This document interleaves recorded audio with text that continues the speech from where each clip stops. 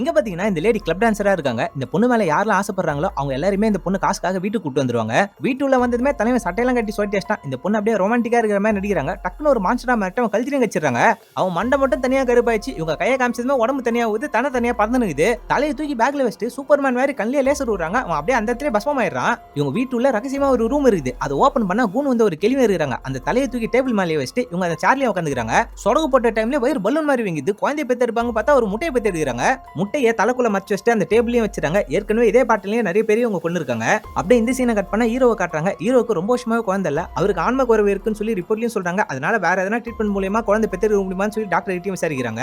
ஊருள்ள நிறைய ஆளுங்க காணாம போற கேஸை ஹீரோ தான் இன்வெஸ்டிகேஷன் பண்றாரு. நைட் கிளப்புக்கு யாரெல்லாம் வந்திருக்காங்களோ அந்த ஆளுங்க மட்டும் தான் காணாம போயிருக்காங்க. அதனால இந்த பொண்ணைய டவுட் பட்டு இந்த பொண்ணோட வீட்டுக்கு வந்துறாரு. இந்த பொண்ணு அந்த டைம் பார்த்து வீட்டுலயும் ஒருத்தன வர வச்சு அவனை மட்ட பண்ணி இருப்பாங்க. இவனை வீட்டுக்கு வந்து கதவு தட்ட ஆரம்பிச்சிருவான். போலீஸ் ரூம் உள்ள வரதுக்குள்ள அவன் பாடியை பஸ்மமாக்கிறாங்க. அப்படியே ட்ரெஸ் சேஞ்ச் பண்ற மாதிரி நினைச்சிடுறாங்க.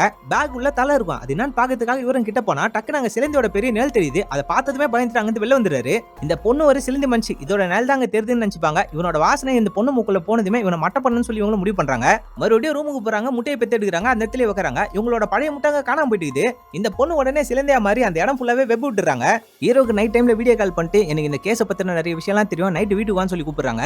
இந்த பொண்ணு ஹீரோ மயக்கி சம்பவம் பண்றதுக்காக எவ்வளவு ட்ரை பண்றாங்க. ஆனா ஹீரோ மயங்காம அங்கிருந்து வெளில போயிடுறாரு. அவங்களோட பொண்டாட்டியும் உள்ள வந்து இந்த பொண்ணு கிட்ட சண்டை போட ஆரம்பிக்கிறாங்க. இந்த சிலந்தி பொண்ணு வெளியே சண்டை போட்டுங்கிற டைம்ல ஒரு மிகப்பெரிய ஆண் சிலந்தி ஒண்ணு வருது. அங்க இருக்க எல்லா முட்டையுமே அங்க இருந்து எடுத்துட்டு போயிடுது. ஹீரோவோட பொண்டாட்டியை புடிச்சு வச்சுட்டு என் முட்டைலாம் காணாம போயிடுச்சு, உன் மேலதான் டவுட் ஆகுது, இங்க வான்னு சொல்லி கூப்பிடுறாங்க. இந்த பொண்ணு உடனே சிலந்தியா மாதிரி நான் உன்னை ஒரே தடவை மட்டும் கடிக்கணும், பொண்டாட்டியை விட்டுறேன்னு சொல்றாங்க. இவனை சைலண்டா கை காமிச்சிடறான். இவனை கட்சாத்த செகண்ட் இந்த பொண்ணு பிரெக்னண்டா மாறுவாங்க சொல்லி தான் ட்ரை பண்ணிருப்பாங்க. ஆனா இந்த பொண்ணு மூச்சு விட முடியாம திணறி இருப்பாங்க.